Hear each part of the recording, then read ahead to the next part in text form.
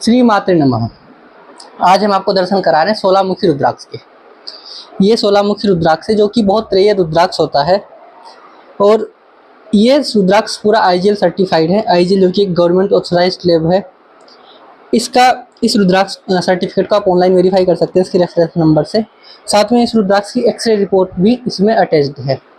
X ray report रुद्राक्ष की इसलिए कराई जाती है क्योंकि जितने भी मुखी रुद्राक्ष होता है उसके अंदर इतने ही सीड्स होते हैं, इतने उसके अंदर बीज होते हैं। अगर 16 मुखी रुद्राक्ष है तो उसके अंदर 16 बीज होने कंपलसरी है, तभी वो 16 मुखी रुद्राक्ष होगा। अदरवाइज वो रुद्राक्ष फेक है, उसमें एक्स्ट्रा लाइनिंग की गई। इसलिए हम हर जो भी हमारे बड़े रुद्राक्ष होते हैं, ये रुद्राक्ष होते हैं, उनकी हम एक्सरे रिपोर्ट जरूर कराते हैं क्योंकि पहले हम खुद कंफर्म करते हैं तभी हम आगे आप लोगों को देते हैं।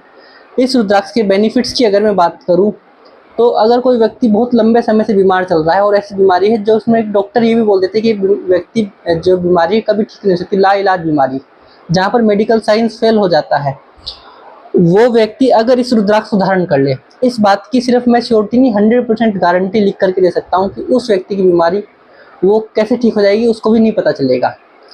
ऐसा नहीं कि एकदम से चमत्कार हो जाएगा कि आज पहना आज बीमारी खत्म। दवाई लेनी पड़ेगी लेकिन वो बीमारी जो डॉक्टर ने खुद मना कर दिया था कि बीमारी ठीक नहीं हो सकती, वो बीमारी इससे ठीक हुई है लोगों की। मैं केवल ये बातें नहीं कर रहा हूँ लोगों की, जिनकी लोगों की बीमारी ठीक हुई है उन लोगों की बात कर रहा हूँ। क्योंकि भगवान क्या कर सकते हैं ये किसी को नहीं पता, जिस पर भगवान की कृपा होती है। भगवान चमत्कार करते हैं लेकिन वो कभी इस बात का एहसास नहीं कराते कि चमत्कार हो गया है।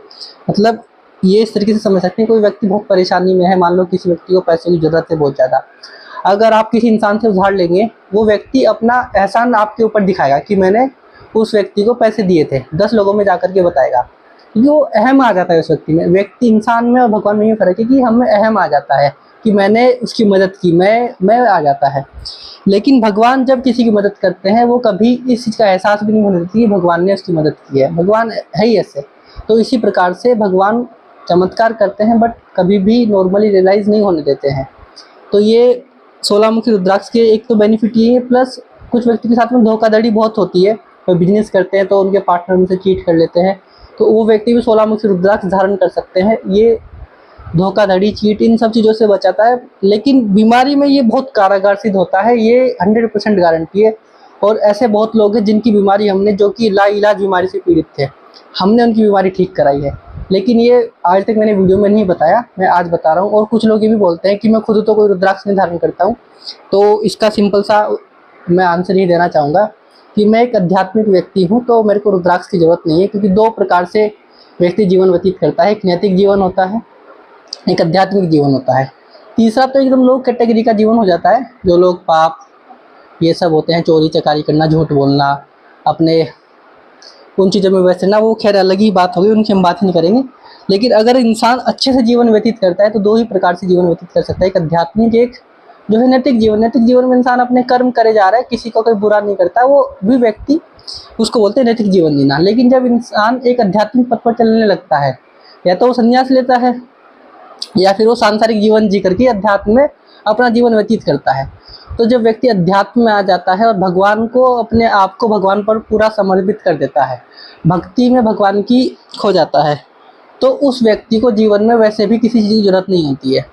लेकिन हर व्यक्ति आध्यात्मिक पथ पर नहीं चल सकता, क्योंकि आध्यात्मिक पथ पर चलने का मतलब है अपने आप को योगी बना देना। योगी बना देना सिर्फ कपड़ों से या शरीर से नहीं कि हमने भगवा वस्त्र धारण कर लिए तो हम योगी बन गए, नहीं, ऐसा नहीं होता। इंसान सांसारिक रूप में भी, जीवन में भी जी करके आध्यात्मिक व्यक्ति बन सकता है। अध्यात्म का मतलब होता है कि जब व्यक्ति रात को और व्यक्ति सो रहे होते हैं या फिर अपनी कामनाओं की इच्छा पूर्ति कर रहे होते हैं, उस टाइम भी अगर आप 2 बजे रात के जाग करके अपने साधना कर रहे हैं, ध्यान कर रहे हैं, उस टाइम योग कर रहे हैं, वो योगी कहलाता है। वही व्यक्ति योगी होता है।